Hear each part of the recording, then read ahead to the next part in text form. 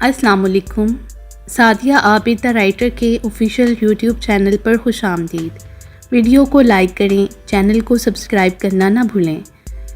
میں ہوں ماہا ملک. آج کی اس ویڈیو میں ہم سعدیہ عابد کے پہلے ناول تو ہی میرا صاحبہ کی بات کریں گے. تو ہی میرا صاحبہ ردا ڈائجسٹ میں 2007 میں شائع ہوا اور قارئین میں بہت مقبول ہوا. یوٹیوب چینل کے ناظرین و سامعین کے لیے آج اس کی دوسری قسط پیش خدمت ہے. پلیز حدیم، مجھے چھوڑ دو، میں تمہارے آگے ہاتھ جوڑتی ہوں. تم فریاد کرتی، گر گراتی، بالکل اچھی نہیں لگ رہی. چیخو چلاؤ رخسار واحدی، کچھ ایسا کہو جو مجھے غصہ دلا دے. وحشی درندہ صفاق، یہی سب کہا تھا نا اس بڑے مجمع کے سامنے. اب کیوں بولتی بند ہو گئی؟ رخسار اپنا بازو چھڑوانے کی کوشش میں ہلکان ہو گئی تھی اور ایک جھٹکے سے اسے آزاد کر دیا گیا. وہ لڑکھڑا کر کارپیٹ پر گر پڑی. حدیم شاہ فون پر کسی سے بات کر رہا تھا. شٹ اپ اویس، اس نے میری اتنی بے عزتی کی. تم اسی لائق تھے حدیم شاہ، اور مجھے آج خود پر غصہ آ رہا ہے کہ میں اتنے سال تم جیسے شخص کا دوست رہا جسے انسانیت چھو کر نہیں گزری. اویس آگے جانے کیا کہتا کہ حدیم شاہ نے سیل فون دیوار پر دے مارا. رخسار جو گیٹ عبور کرنے کو تھی ڈر کر پل بھر کو رکی اور دوسرے ہی پل حدیم شاہ اسے اندر دھکیل رہا تھا. پلیز حدیم شاہ، مجھے جانے دو. کیا بگاڑا ہے میں نے تمہارا؟ کس بات کی سزا دے رہے ہو؟ بگاڑا تو تم نے بہت کچھ ہے، اتنے لوگوں کے سامنے بے عزتی کر کے پوچھتی ہو کیا بگاڑا ہے؟ حدیم شاہ زور سے چیخا تھا. وہ سہم کر دیوار سے جا لگی. حدیم شاہ نے ایک نگاہ اس کے گلابی چہرہ، سرخ متورم آنکھیں، لرزتے انابی ہونٹ، وہ سہمی سی اس پل بہت خاص لگی. سب سے منفرد، ہر ایک سے جدا، وہ دل سے قریب محسوس ہوئی تھی. حدیم شاہ رخ موڑ گیا. تم غلط سوچتی ہو. آج تک حدیم شاہ نے کسی کے ساتھ زبردستی نہیں کی. یہ ضرور ہے وہ اپنی پسندیدہ شے حاصل کرنے کے لیے کسی بھی حد تک جا سکتا ہے. اور تم پہلے میری پسند، اب میری ضد ہو. تم نے ہمیشہ میری ذات کی نفی کی، دوستی کے لیے بڑھائے میرے ہاتھ کو بے دردی سے جھٹک دیا، اور یہ ہاتھ اب کبھی تمہاری جانب نہیں بڑھیں گے. لیکن رخسار واحدی، یہ تم کبھی ثابت نہیں کر پاؤ گی. آج جتنی ذلت میں نے اٹھائی ہے، آج کا دن ڈھل جانے کے بعد اس سے کہیں زیادہ ذلت تمہاری منتظر ہوگی. اور یہ میرا تم سے وعدہ ہے رخسار واحدی، حدیم شاہ مڑتے ہوئے چیلنجنگ انداز میں کہہ رہا تھا. رخسار نے خوفزدہ انداز میں اسے دیکھا جو اب باہر کی جانب بڑھ رہا تھا. وہ دوڑ کر اس کی راہ میں آ گئی. تم مجھے یہاں ایسے چھوڑ کر کیسے جا سکتے ہو؟ مجھے اتنی بڑی سزا مت دو حدیم شاہ، میں مر جاؤں گی. تمہیں خدا کا واسطہ حدیم شاہ، مجھے بخش دو. میں تم سے اپنے کیے کی معافی مانگتی ہوں. میں ان سب کے سامنے تمہارے قدموں میں گر کر اپنے کیے کی معافی مانگوں گی. پلیز ایک بار مجھے یہاں سے جانے دو. میرے ماں باپ یہ ذلت برداشت نہیں کر پائیں گے، وہ جیتے جی مر جائیں گے. حدیم شاہ، میرے کیے کی سزا ان کو مت دو. میں تمہاری مجرم ہوں. سزا دینی ہے تو مجھے دو. میرے ماں باپ نے تمہارا کیا بگاڑا ہے؟ مجھے ان کی خاطر یہاں سے جانے دو. میرے بڑے ماں باپ کے پاس عزت کے سوا کچھ نہیں ہے. میرے بابا کبھی سر اٹھا کر نہیں چل پائیں گے. میرے کیے کی اتنی بڑی سزا مت دو حدیم شاہ. میں تمہارے پاؤں پڑتی ہوں. میرا نہیں، میرے والدین کا خیال کرو. رخسار اس کے پاؤں پکڑے لرزتے وجود کے ساتھ فریاد گناہ تھی. حدیم شاہ اس کے ٹوٹے بکھرے لہجے کے اتار چڑھاؤ میں کھو سا گیا. اطمینان سے چلتی رخسار واحدی آج اس کے قدموں میں تھی. حدیم شاہ، میں تمہاری ہر سزا سہنے کو تیار ہوں. تم مجھ سے دوستی کرنا چاہتے تھے تو میں تم سے دوستی کرنے کے لیے تیار ہوں. جو تم کہو گے وہ میں کروں گی. تمہاری ہر بات مانوں گی. لیکن خدارا مجھے یہاں سے جانے دو.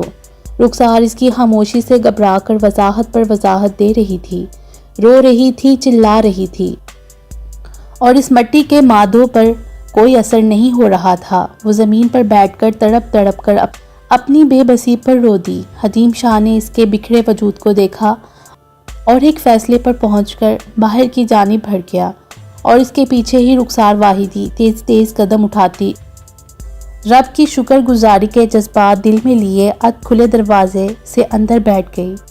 थैंक्स हदीम शाह, मैं तुम्हारा ये एहसान ज़िंदगी भर नहीं भूलूंगी, वो कहकर रुकी नहीं थी। हदीम शाह इसे जाते हुए देख रहा था।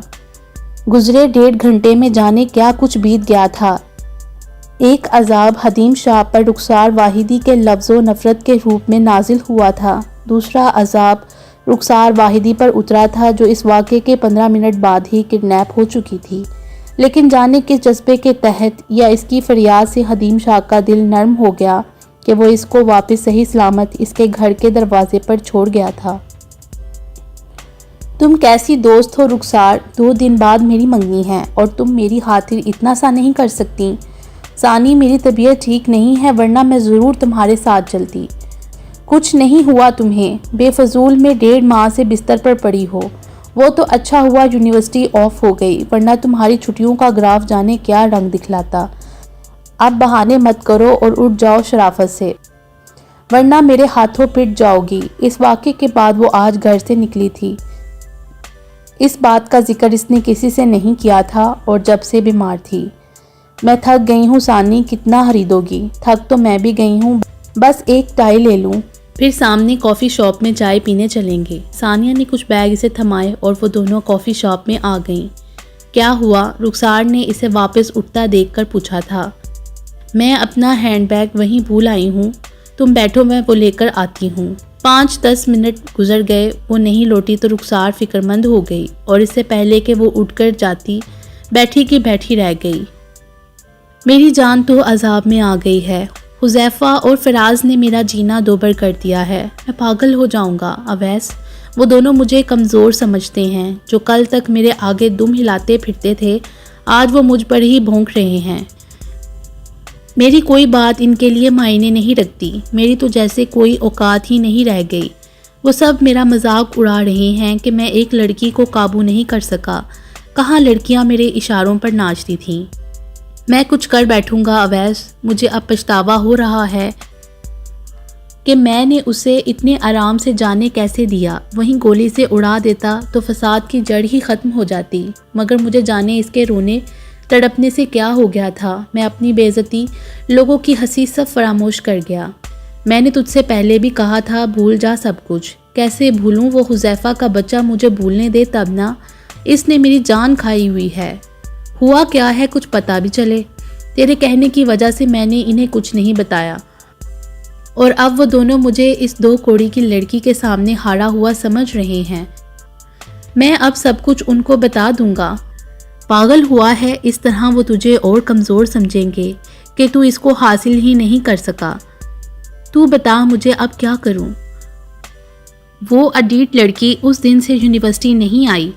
आती भी कैसे यार? बेशक तूने उसे ऐसे ही छोड़ दिया था, लेकिन अब वो तेरा सामना कैसे कर सकती है? और देख, तूने अच्छा ही किया था उसे छोड़कर। तुझे लड़कियों की कमी नहीं है। वो किसी को मुंह दिखाने के काबिल भी नहीं रहती। वो मुंह छुपा कर बैठ गई है। लेकिन मैं इनका क्या करूं जो कहते हैं कि मेरी बर्थडे पार्टी पे वो नहीं आई तो, और मुझे किसी भी तरह इसे बुलाना है। अपनी शिकस्त को फतह में मैं ज़रूर बदलूंगा। तू ऐसा कुछ नहीं करेगा, सुना तूने हदीम? तुम ऐसा कुछ नहीं करोगे। क्यों इसके पीछे पड़ गए हो? और देखो, जो गलती पहले तुमने की थी अब दोबारा मत करना। मैं तो समझा था यार तेरे अंदर का अच्छा इंसान जाग गया है, वरना वो तो उस दिन तेरे रहमो करम पर थी।